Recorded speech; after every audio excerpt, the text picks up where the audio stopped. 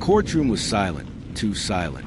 A ceiling fan spins slowly overhead as the hum of the old building filled the pause between heartbeats.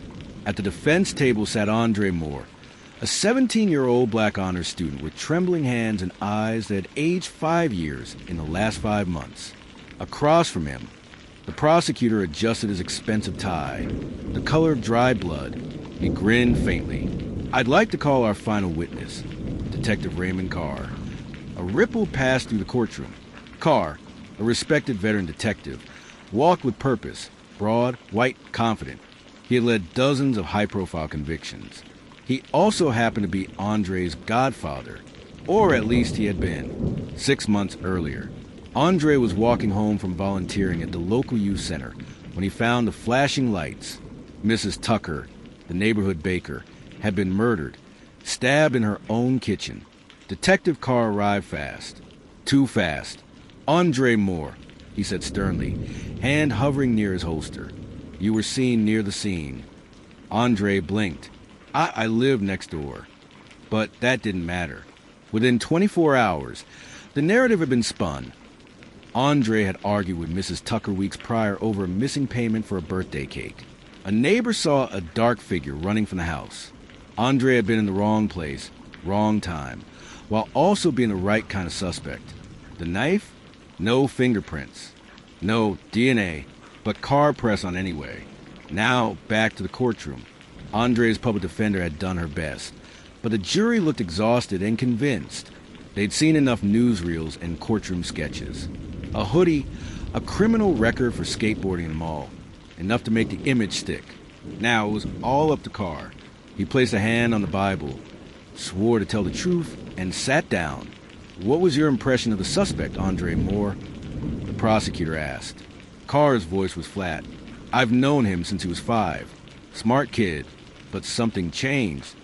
Andre's mother stifled a sob behind him. He got angry, bitter. "I think the murder was personal." Andre's heart thundered. He hadn't cried when he was arrested.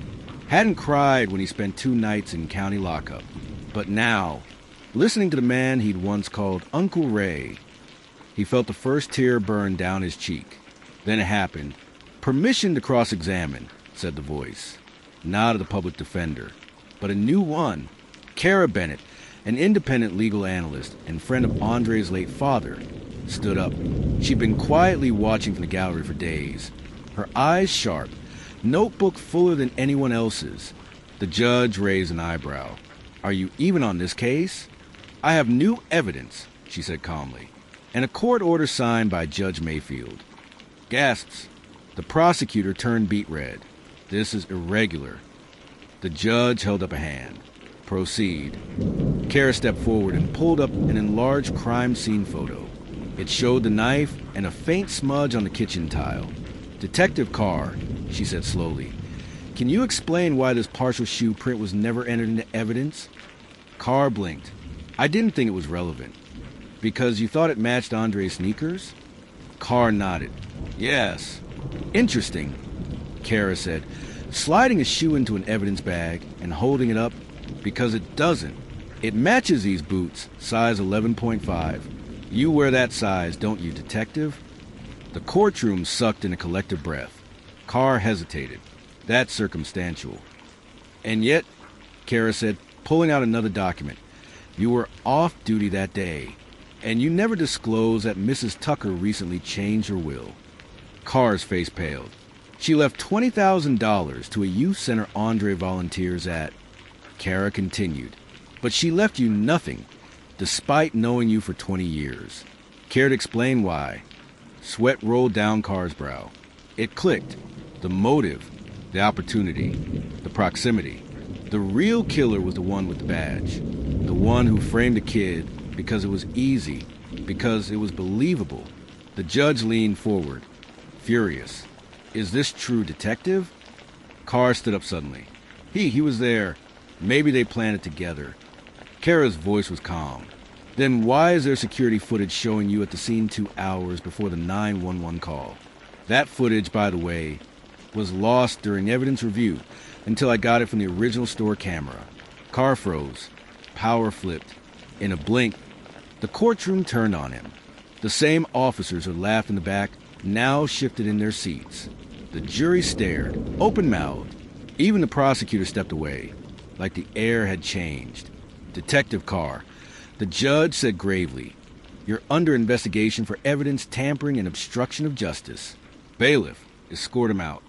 Carr opened his mouth, but no sound came. Andre slumped forward, overwhelmed. He was free, but the room spun because justice had come too late. And not just for him. Later that evening, as the sun dipped behind the courthouse, Kara and Andre sat quietly on the steps. "I thought I was going to spend my life in prison," he whispered. Kara handed him a folded paper. It was a letter of recommendation, already signed. "To the pre-law internship at Howard," she said. "They'll be lucky to have you." Andre looked down, tears welling. "Why did you help me?" "Because your dad saved my life once," she said. "Now it's your turn to save others." He nodded slowly, but as they walked off, a man in a trench coat stepped from the shadows. He watched them for a long time, then lit a cigarette. In his other hand, a second will, one not yet entered into evidence. He made a call. "It's done," he said, "but the boy knows too much." The cigarette glowed like a fuse in the dark. The man in the trench coat exhaled slowly, eyes fixed on the courthouse steps below where Andre Moore and Kara Bennett walked, their laughter thin and hesitant, as if joy were something borrowed. In his hand, a second will fluttered in the breeze, one that changed everything. He lifted his phone again. "Activate Plan B. The boy can't talk." 2 days later, Andre sat at his mother's kitchen table, the letter of acceptance to the Howard internship lying open in front of him. He'd read it so many times the paper was beginning to curl. His phone buzzed. Unknown number. He hesitated, then answered. "You're not free yet," said the voice. "Check your father's files." The truth is in what he didn't say. Then silence. Andre sat frozen. His father had died 3 years ago in a car accident that never quite sat right with him. No note, no will, no explanation. Just wreckage and whispers. That night, Kara met Andre at the youth center, her face tight, her eyes sharper than ever. She handed him a cup of coffee and a photo. This was taped to my car window. Andre's heart pounded. The image showed a crash site, not Mrs. Tucker's. Older, blood smeared on shattered glass. "That's my dad's car," he whispered. Kara pointed to the timestamp. This was taken 2 hours before the crash was ever reported. The ground tilted beneath them. "I don't think your father died by accident," she said. "And I don't think Carr was acting alone." Across town, the trenchcoat man tossed the second will onto a glass table inside a high-rise condo. A woman in a power suit picked it up, eyes scanning the document. "This version leaves everything to Marcus Moore," she muttered. "But he's dead." The man nodded, which means it all passes to Andre. Her jaw clenched. Then we're too late. Not if the boy doesn't find the letter. For years earlier, Marcus Moore sat in his home office under a dim light, sweat on his brow. He signed a letter, sealed it, and scribbled on the front. "To be open only if they come for my son." He slid it behind a loose panel in the wall and walked away for the last time. Present day, Andre ripped apart his father's office with Kara beside him, dust choking the air. Then, click, a hidden panel shifted open. A yellow envelope sat waiting. Andre's hand shook as he opened it. 2 pages, a confession, and a list of names. His father had been investigating widespread corruption in the police force, Carr's unit, evidence planting, money laundering, contract killings. And Mrs. Tucker? She wasn't just a baker. She'd been the bookkeeper for the police pension fund. She found the discrepancies, rerouted the money back into youth center, and paid the price. Carr silenced her. And Marcus Moore? He had been the first target. The next day, Kara dropped the documents on the district attorney's desk. "Before you say anything," she warned, "this copy's already with 5 journalists." The DA's face turned pale.